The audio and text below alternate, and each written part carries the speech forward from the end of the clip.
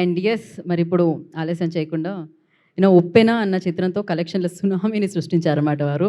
So director Buchibabu గారిని మాట్లాడాల్సిందిగా కోరుకుంటున్నాం.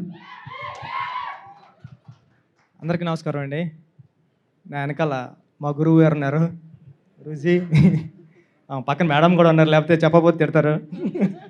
మేడం ఇంకా అంటే నేను కానీ, దసరా శ్రీకాంత్ కానీ, మన అజ్జుభయ్య కానీ, మీ అందరూ ఇలా వచ్చామంటే, డైరెక్టర్స్గా వచ్చామంటే, అందరూ కార్తీక్ గారు కానీ అందరూ వచ్చామంటే కారణం ఒకే ఒక పర్సన్ అండి, సుకుమార్ గారు. అంటే సెట్లో మొదటిగా అడుగు పెట్టిన మొదటి రోజు నువ్వు డైరెక్టర్ రా అంటారు ఆయన. నేను డైరెక్టర్ అయితే అనుకుంటాం, అంటే నువ్వు డైరెక్టర్ అయితే సినిమా ఎలా తీస్తావో అలా తీయ అంటారు. సుక్కు సార్, మీ దగ్గర నుంచి ఇంకా చాలామంది వచ్చేస్తారు నాకు తెలుసు, దాంట్లో తిరగలేదు. నాకు తెలిసి ఈ జనరేషన్లో ఇంతమంది డైరెక్టర్స్ని తయారు చేసే పర్సన్ ఎవరినో ఉన్నారంటే ఇంకొకరు కూడా ఉండాలని కోరుకుంటాం. కానీ మా గురువు గారి దగ్గర ఇంకా చాలామంది ఉన్నారు, వస్తూనే ఉంటారు. ఎప్పుడో గోవాలో ఉన్నప్పుడు చెప్పారు, ఒరే సుకుమార్ రైటింగ్స్ అని బ్యానర్ పెడతారనుకుంటున్నారా అని. అంటే అది ఇంత అవుతుంది, ఇంత పెద్దది అవుతుంది, సుక్కు సార్ నుంచి మేము ఇలా పడుతుంది, దాంట్లోంచి మేము పడతాం అన్నది ఎప్పుడు ఊహించలేదు Sukku sir. Thank you so much, thank you sir. Music director Vijay మా కాకినాడే, సముద్రం పక్కన ఉంటున్నాడు కాబట్టి అంత మంచి మ్యూజిక్ వస్తుంది. ఇంకా పెద్ద మ్యూజిక్ డైరెక్టర్ అవ్వాలని, నేను కూడా వచ్చి సినిమా చేయాలని అడగాలని కోరుకుంటున్నా.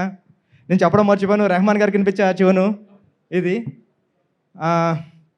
ఇంకా ఏం చెప్తాం, సుహాస్ ప్రతిసారి కొత్త సినిమా వస్తుంది, ఆల్ ది బెస్ట్. టీం అందరికీ ఆల్ ది బెస్ట్ అండి. అజ్జు భాయ్ గురించి చెప్పాలి. అర్జున్ అన్న, నేను సుక్కు సార్ దగ్గర వర్క్ చేసినప్పటి నుంచి నువ్వు నాకు తెలుసు. అంటే నేను మొట్టమొదటిసారిగా క్లాప్ బోర్డ్లో నాకు రాయడం దగ్గర నుంచి ఎడిటింగ్ బుక్లో ఎడిటింగ్ రాయడం నేర్పింది అర్జున్ అనే. నేను మానిటర్ చూస్తున్నా, ఆర్టిస్టులు ఎలా చేస్తారో ఒకసారి చూద్దామని వస్తుంటే డెప్మే కొట్టాను. నన్ను కొట్టి, నువ్వు ఇంకెక్కడ రావడానికి టైం ఉందిరా, నువ్వు అర్జెంటుగా వెళ్ళి ముందు ఆ వర్కులు చేయన్నాడు. అర్జున్, నువ్వు కొట్టింది నాకు గుర్తుంది. నువ్వు కానీ తోట సీనన్న కానీ సార్ దగ్గర ఎంత కష్టపడేవారో నాకు తెలుసు. అంటే 4:30, 5:30, 6:30 అయ్యేది. మళ్ళీ సార్ 8:30కి ఆఫీస్కి వస్తే 8:30కి వచ్చేసేవారు. మీరు అంత కష్టపడేవారు. మీలో 10% కష్టపడినా డైరెక్టర్ అయిపోవచ్చు అనిపించేది. ఆ 10%తోనే అయ్యాను డైరెక్టరు. మీరు 100% ఎఫర్ట్స్తో వస్తున్నారు. మీరు ఇప్పుడు ఎంత పెద్ద డైరెక్టర్ అవుతారో నాకు తెలుసు.